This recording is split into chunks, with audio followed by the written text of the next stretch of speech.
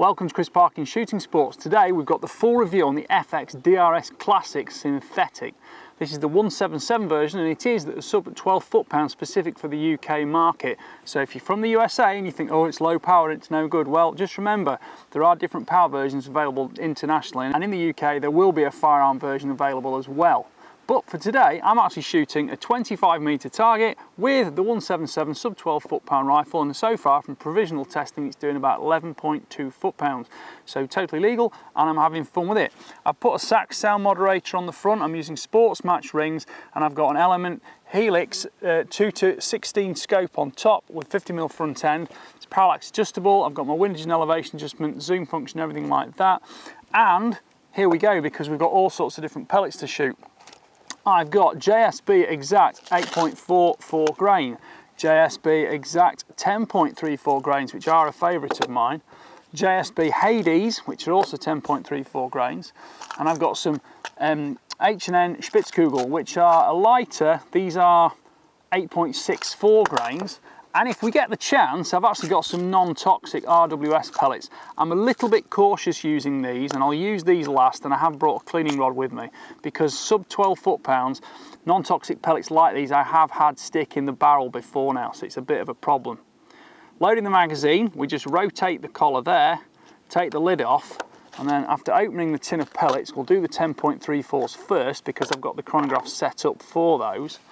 And all you've got to do is rotate the magazine all the way anti-clockwise, which is on the 177, is a little bit smaller than the 2.2. You've got to just dig your thumb in there a little bit to grip it. Take your first pellet, pop it in there, and then that will lock the spring on the magazine. And then we can add all the rest of the pellets up to the 16 round count that this 177 rifle has.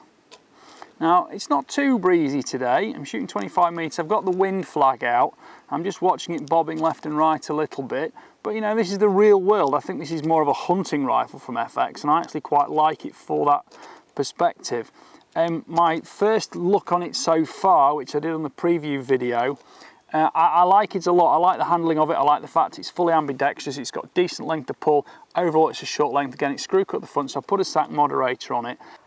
Having the barrel running through the middle of the air cylinder, which is a 208cc cylinder, and it's a 230 bar fill, having that barrel through there is going to add a lot of stiffness to the structure. So we should have a more reliable, more consistent, and very compact rifle.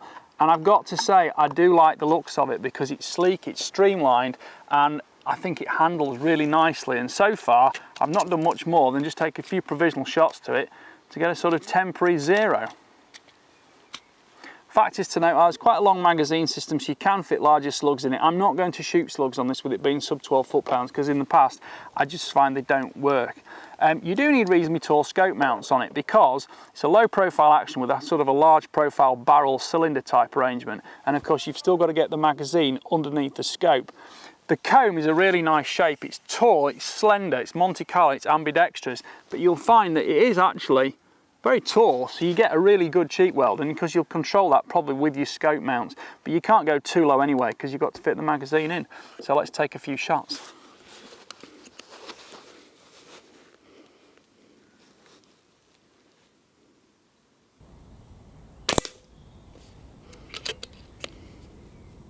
The classic rifle in 177 has a 500mm barrel, and it's a superior STX barrel liner.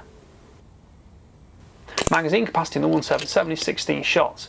2.2 version has a 14-shot magazine, and it's a 12-shot if you go for a 2.5 caliber, although that's not available in sub 12 foot-pounds. Now, I can't do anything more than give you my spontaneous reaction. That target's 25 metres away. It's a 12 foot-pound 177 air rifle, and if you just gave me this and said go out hunting with it, I'd say right, that's all I need to do. I'm totally happy with that already. I'll probably take a few clicks off it just to drop the group down a little bit on target, but that's absolutely fine. It's just punching a nice cloverleaf hole. Now, I just sort of provisionally zeroed this in the garden yesterday night. I'm out now on the farm, so I have got a lot more space. So first group is a little bit high. I'm just going to wind this turret. Just been forward and move the camera. Overall length is 930mm or 36.5 inches. Length of pull is 343mm or 13.5 inches.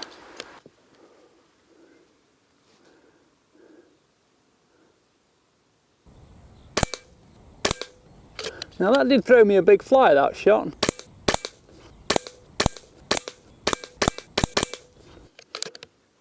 So last round obviously blocks the magazine over. First impressions are, magazine system's working well. It is quite a tight fit in that pocket there though. The cocking lever is incredibly light. Safety catch on the right hand side here. I haven't used that yet, apart from when I messed up with it and forgot it was switched on yesterday when I was trying to do a dry fire. But that is all good so far. The only thing that's gone wrong with me so far is the chronograph hasn't been working and hasn't recorded those shots. But I think it's because I could have been doing too much talking to camera and it wasn't switched on. Now of course part of this review is finding out how many shots I do get real world out of the rifle, because the FX website does quote shot statistics, but the specifications on FX rifles do tend to vary for different legalities all around the world. So this one being a sub 12, it's very different to anything basically made for the US market, of course. Overall weight is 2,254 grams, which is £4 15 ounces.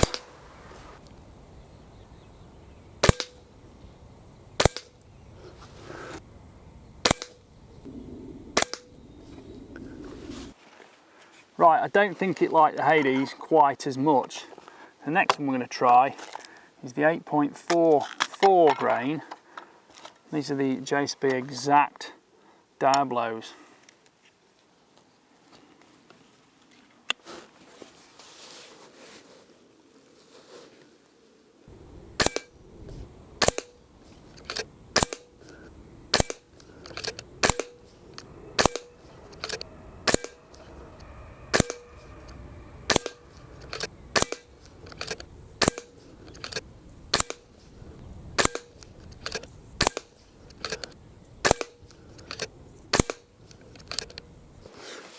With 16 shots, that magazine never seems to come to an end.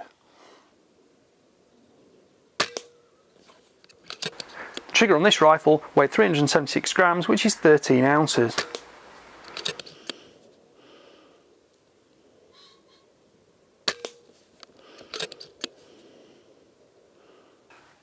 Right, we've had to have a little pause because it poured it down.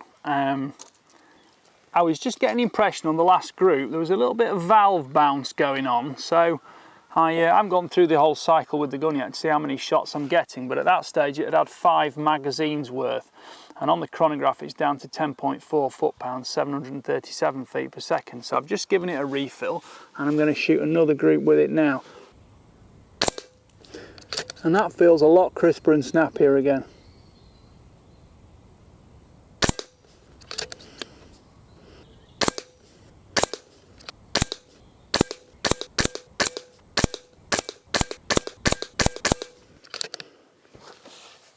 That trigger is superb. It's very crisp. It's fully adjustable in position, but it's very crisp and it's quite light. It'll suit some people more than others, but you certainly can't complain about the mechanics of it. I would probably add a little bit of weight to it myself. I don't like those Spitzkugel pellets. They're not shooting very well and the power does seem a little bit down with them. I'm going to go back to the JSB Exact Heavy Diablos, because these have been a favourite pellet of mine for a long time, for a good reason. The consistency seems to be there in terms of the manufacturing quality. Reset the weight on this, 10.34 grains.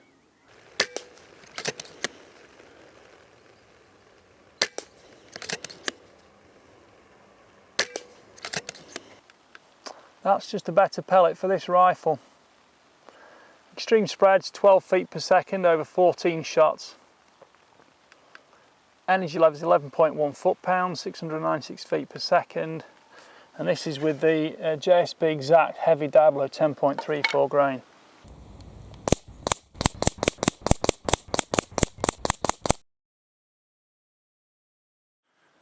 And the wind's now just backed off for a second, but nice soggy targets, deep joy.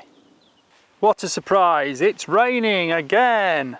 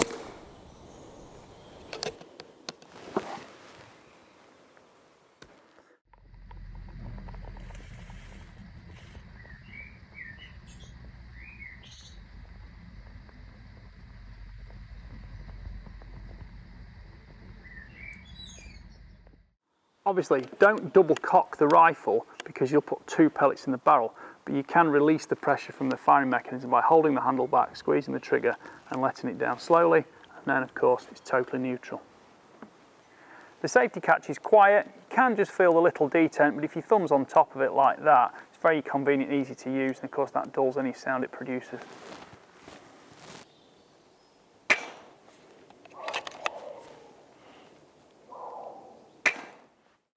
Right, well, you've seen the rifle in use. I got on with it very well. I liked shooting it a lot, and I won't deny that immediately. I've shot a lot of FX rifles, and this is probably the cheapest one. It's probably also the simplest one, but for that reason possibly alone, I like it the most because it's perhaps the most attainable to most people. What can I tell you about it? Right, starting from the front to the back. I took the cap off, put a SAC moderator on it. That reduces the sound level quite a lot. It's a very, very steady rifle to shoot. Really a pleasure to use. The barrel and the system for using the actual pressure cylinder surrounding it is giving a much stiffer barrel. If it gets bumped and handled, knocked around in normal day-to-day use, it is holding zero very well. I'm very happy with that. Next stage is the plenum system. Well, I don't really get too involved in that because although this is an AMP2 regulator, it's not externally adjustable because this is the UK spec sub 12 foot-pound version. There will be an FAC version available, I'm told, and I'm looking forward to getting that. And when I do get one of those, I'll probably go for one of those in a 2.2 because this rifle, it's the 500mm standard rifle, is available in 177, 2.2 or 2.5 caliber with corresponding magazines, etc., shot counts, etc. Now, I would like to use the 2.2 FAC because I don't really want to run it over 950 feet per second, and that'll probably get me up somewhere over 30 foot-pounds, which is giving me perfect FAC air rifle terrain, so to speak.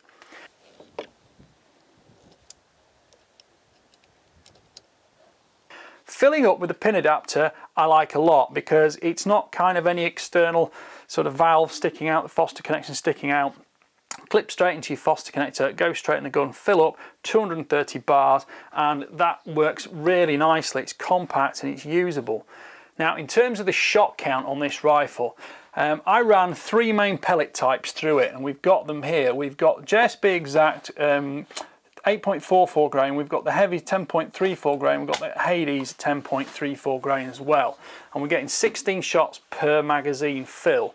Now, I did all my testing, did all my shooting, did all that kind of thing. I leaded in the barrel a lot because when I first took it out shooting, it was quite breezy and I wasn't really getting great groups on target, as you'll agree, at 25 metres. No huge surprise, external conditions are not great. But I got lots of shooting done. I got the barrel really leaded up and stabilised and everything settled. So I then moved location, went inside one of the big hay barns at the farm, and I got 25 metres set up there. And that's when I really started to see some of the great performance from this rifle, because I'm not going to claim they all go through the exact same hole. What I will say is you're getting cloverleaf groups of the 5 shots, which is most likely representative of real hunting conditions. Now, after I'd done all that, I actually got the rifle set up with an FX True ballistic chronograph and did some serious ballistic testing and went through the whole sequence of doing groups with different pellet types, see what was going to shoot well consistently over the chronograph, if that's what matters to you, because personally I like to see what's working on target first. Now, all 3 of these JSB pellet designs worked well. I did shoot some H&N Spitzkugel, they didn't work well at all. And the non-toxic, the sintered tin ones, no, they didn't work at all, at all. These were okay, they're just nothing like as consistent as the Diablo style, because I think the pointed pellet's a little bit dated now. People don't seem to want them that much. Perhaps that's why.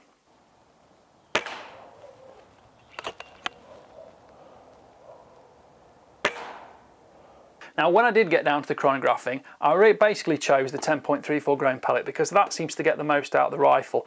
The lighter pellets weren't making 11 foot-pounds, they were 10.5-ish. The heavier ones are going between 11.1 and 11.3 foot-pounds, which is getting the most from the gun for UK law.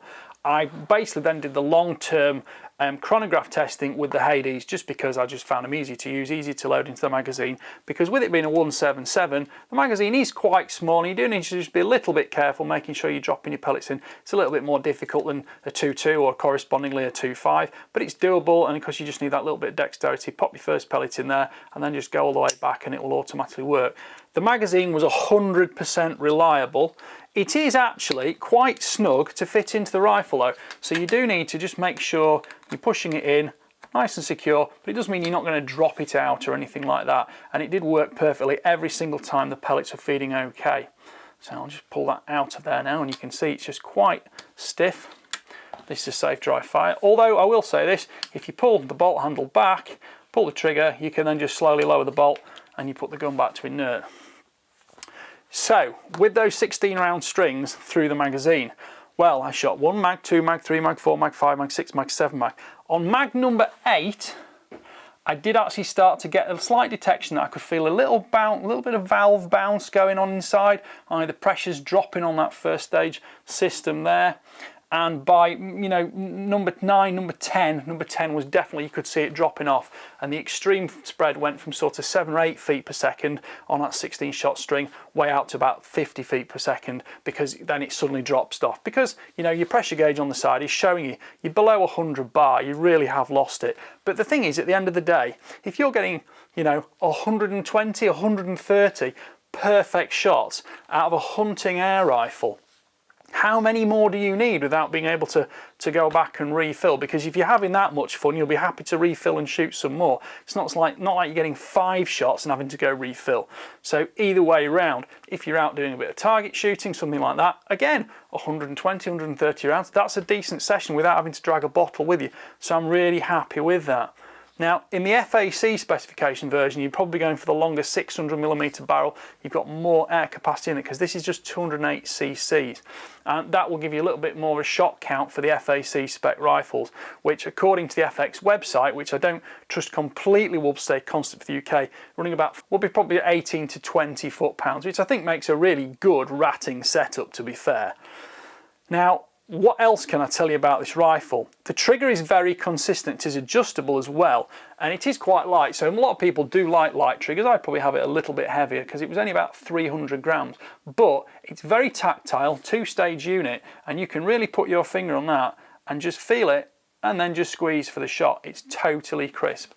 And perhaps the biggest thing I like about this rifle, for a hunting rifle, perhaps it's not as applicable to other people as it is to me, but I love the fact it's virtually ambidextrous other than the cocking lever on the right side. And that cocking lever really is super light and fast to use. It's quiet as well.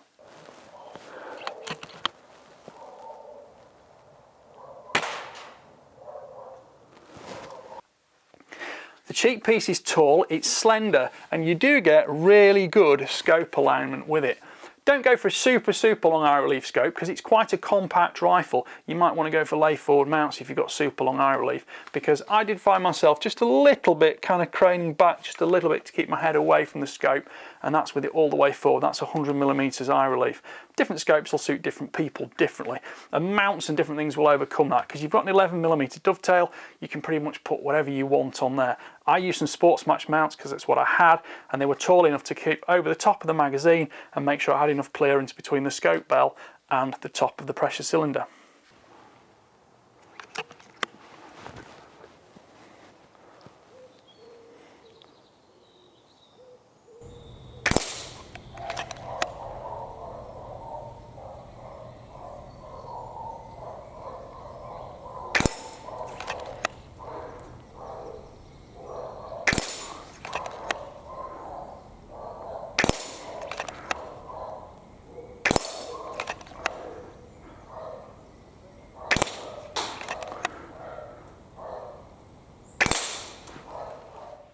Now the stock is injection moulded, but it's got a soft touch finish on it. It's quiet in use and it doesn't seem to make too much noise if bumped and banged around.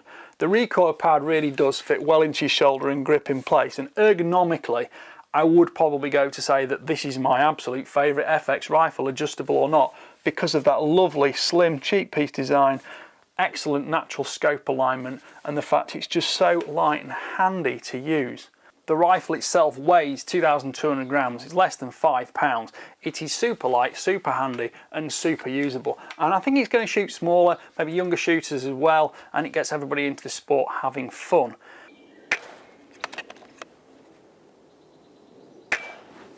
Length of pull at 343mm or 30.5 inches is about right for an air rifle. It makes it quick, it makes it handy. If I was going for precision shooting, going for just prone shooting, I'd probably want a little bit longer for me personally, out to about 14 inches. But the overall length of the rifle is very short, compact, and as you can see on camera, it's easy to shoot, easy to manoeuvre around, and it's superb for pest control. I am absolutely desperate to shoot the FAC version to see how that compares, how the extra bulk or the longer barrel might make a huge amount of difference to it.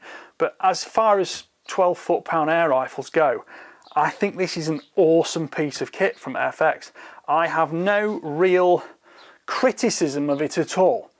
There's one slight thing I would mention, and it's not really a criticism because it's not something you can't do something about, but it doesn't have any sling swivels on it. And I think personally that's a little bit of a weak point for a hunting air rifle, because you'll spend a lot of time, you know, walking around, maybe using your binoculars or your thermal imager, and you'll want it hanging on your shoulder, and because it's light, handy, hangs on your shoulder easily, but it can't because it's got no sling. So FX, please put some sling studs on there. They're not the sort of thing you couldn't add yourself if you wanted. I certainly can't to this rifle because it's not mine, it's a review rifle, but you could go about doing that yourself at a later date.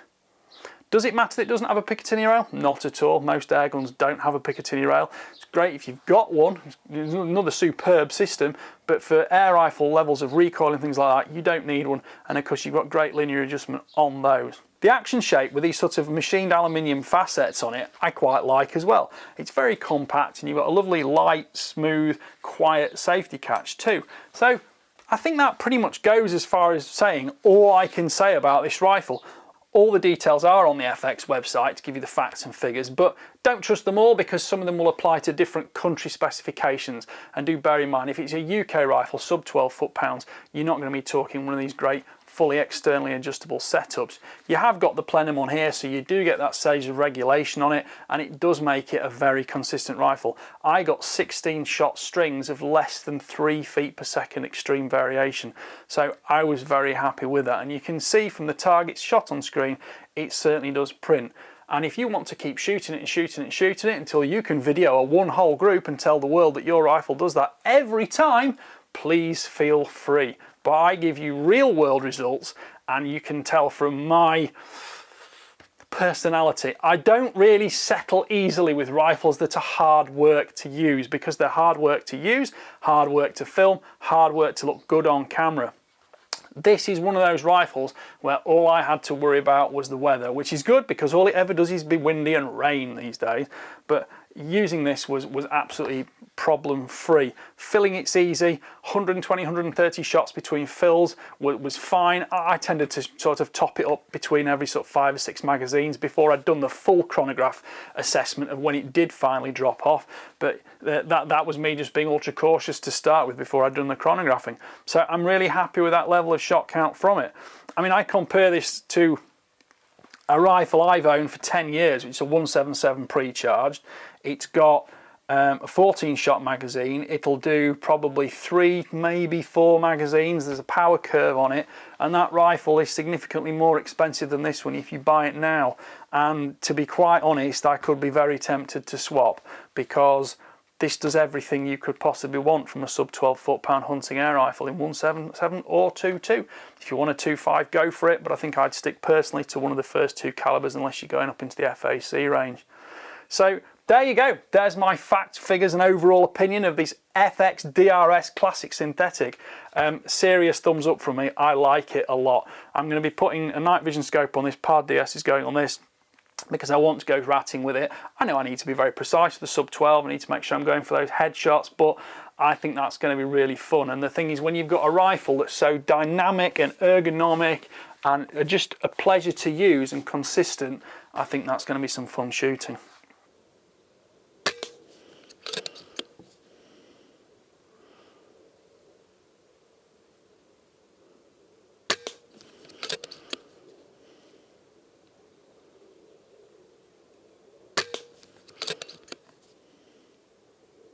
Now, when I did the first impressions video on this rifle a few days ago, I asked you to put all your comments on the YouTube video. So I got about 20 back, and here's a bit of a mixture of what people asked for. Some said, I had mine 2 days, it toppled over and then broke. Well, unfortunately, you dropped it. It broke because you dropped it, dropped the stock, broke the stock. Thank you, someone at last who does a review, actually measuring things with your kitchen scales. Actually, they're the armory scales, which sometimes get used in the kitchen. Someone says, saw that shooting show, wonderful rifle and very light. Someone's put, had mine a couple of months now and really like it. Someone else put, can't wait for the full review. Looks a nice gun. Thanks, Chris. Like reviews, like your style. Interested to see your moderator, which you attached that big tube. Got to be a biggie to look right. Well, yeah, not really. I mean, I use SAC moderators on 17 HMR, 2-tube rimfire, and on air rifles where they fit with the correct thread. And I've got a few of them in different thread sizes. And I think you'll see it's very pleasant to shoot. Next question, gun in a box, that's an age thing. Yes, it is an age thing because I put the gun on the floor in the box and forgot I left it on the floor in the box. I only see one gauge. How do you know what pressure the tank is? Well, that is your external tank pressure. This is a sub 12. It's not all externally adjustable like some of the US rifles or international rifles will be. This is UK specification. That's why you've got one gauge there, gives you 230 bar fill. You've got max pressure is 250 bar on that, and I tended to refill when I drop below 100 bar. Next question, I'd like to see how well it grooves at 80 to 100 metres. And I did reply to that one. I said, you might just want to curb your enthusiasm a little bit there because this is the sub 12 foot-pound UK version. It's not the super long range 80 to 100 metres for an air rifle capability. And he did then say, ah, yeah, I see what you mean. So be realistic. And then someone else put, this is the last one, someone else put, please try slugs. And I thought, slugs, sub 12 foot-pound air rifle, I don't always get great results with them. And then I had a dig through and I didn't have any 177 caliber slugs. Anyway, so I didn't use them. So I've ordered some and I've got some 10 grain Zan slugs on the way to me, hopefully by the weekend. So we'll give those a go and we'll maybe do a little part 3 to the FX DRS review system. And that will be available in a few more days' time. Right, well I hope you've enjoyed that video, my thoughts and opinions on the DRS. I really like it, to be quite honest. So please like, subscribe, comment, click the notification bell and keep track of the regular uploads. Thank you for watching. Bye for now.